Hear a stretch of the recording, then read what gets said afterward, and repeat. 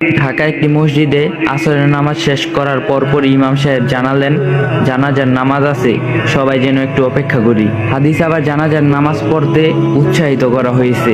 জানাজার নামাজ মানে নিজের জন্য একটা শেফল রিমাইন্ডার, তাই হঠাৎ মনে হলো জানাজার নামাজটা পড়ে যাই। ইমাম সাহেব জানালেন, একজন মহিলা মারা গিয়েছেন, ভদ্র মহিলা স্বামী আপনাদের উদ্দেশ্য করে কিছু কথা বলবেন। একজন সত্তরোদ্ধা বয়স্ক লোক, সাদা পাঞ্জাবি পরা, দাড়িগুলো দবদবে সাদা। ভদ্রলোক শুরু করলেন, আসসালামু আলাইকুম। আপনারা হয়তো আমাকে চিনবেন না, আমি এলাকাতে নতুন এসেছি। আমার স্ত্রী আজ সকালে ফজরের নামাজ পর আল্লাহর কাছে চলে গেছেন। আমরা একসাথে গত ৪৫ বছর ধরে সংসার করছি। একটি ছোট সরকারি চাকরি দিয়ে আমার সংসার জীবন শুরু করছিলাম। সারা জীবন চেষ্টা করছি সৎ পথে আয় করার জন্য। আল্লাহর কসম খেয়ে বলতে পারি, আমি জীবনে কোনোদিন অসৎ পথে আয় করিনি। সৎ থাকার কারণে আয় ছিল খুবই সামান্য। আমাদের ৩ ছেলে ২ মেয়ে। গ্রামের বাড়িতে বাবা মাকে কিছু টাকা পাঠাতে হতো। কখনো কখনো মাস শেষ হওয়ার আগেই আমার বেতনের টাকা ফুরিয়ে যেত। আমার সহকর্মীদের মধ্যে আমি ছিলাম সবচেয়ে গরিব, কিন্তু আমার স্ত্রীর কারণে এটা কখনোই আমি উপলব্ধি করতে পারিনি। আমার স্ত্রী যে কিভাবে সবকিছু ম্যানেজ করতো একমাত্র উনিই জানতেন। আমার সাধ্যের বাইরে জীবনে কখনো কোনোদিন কোনো কিছু আবদার করেনি। জীবনও কখনো আমাকে এটা বলেনি যে আপনি আমাকে এটা দিলেন না, ওটা দিলেন না। কখনো আমাকে আমার সামর্থ্য নিয়ে কষ্ট দেয়নি, কথা বলেনি।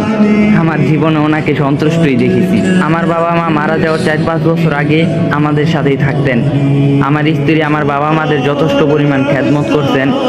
কখনো এটা বলেনি আপনার বাবা মাকে খেদমত করার দায়িত্ব আমার মধ্যে পড়ে না। সত্যি কথা বলতে, পেনশনে টাকা পাওয়ার পর হজে নিয়ে যাওয়া ছাড়া আমি তেমন কিছু ওনাকে দিতে পারিনি। তারপরেও উনি কোনোদিন আমাকে কষ্ট দিয়ে কথা বলেনি। আমার স্ত্রী একজন নেককার মানুষ ছিলেন। উনি উত্তম আচরণের অধিকারী ছিলেন, আত্মীয়ের হক রক্ষা করছেন, পরপাক্রিয়া ছিলেন, স্বামী সন্তানের হক আদায় করছেন। ওনাকে আমি কখনোই নামাজ কাজা করতে দেখিনি। আজীবন পর্দা রক্ষা করে চলতে দেখছি। উনি ধৈর্যশীল ছিলেন এবং অল্পতেই সন্তুষ্ট ছিলেন। এক নাগারে কথাগুলো বলে ভদ্রলোক একটু দুম নেওয়ার জন্য থামলেন।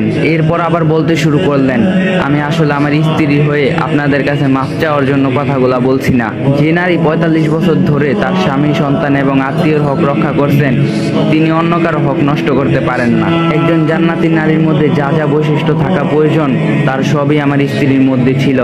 ইনশাআল্লাহ আল্লাহ ওনাকে জান্নাত নসিব করবেন। আমি নিজে জান্নাতে যেতে পারবো কি না আমি জানি না। আপনারা শুধু এই দোয়াই করবেন আমি যেন আমার স্ত্রীর সাথে জান্নাতে একত্রিত হয়ে যেতে পারি। আর আপনারা সাক্ষী থাকেন, আমি আমার স্ত্রীর উপর পুরোপুরি সন্তুষ্ট। আল্লাহ যেন ওনাকে মাফ করে দেন। পুরো মসজিদ গোত্রে মুসল্লি একসাথে বলে উঠলো, আমিন আমিন আমিন। সাধারণ জানাজার নামাজে আগে মৃত লোকের চর্চা, 30 সেকেন্ড থেকে 1 মিনিট বক্তব্য।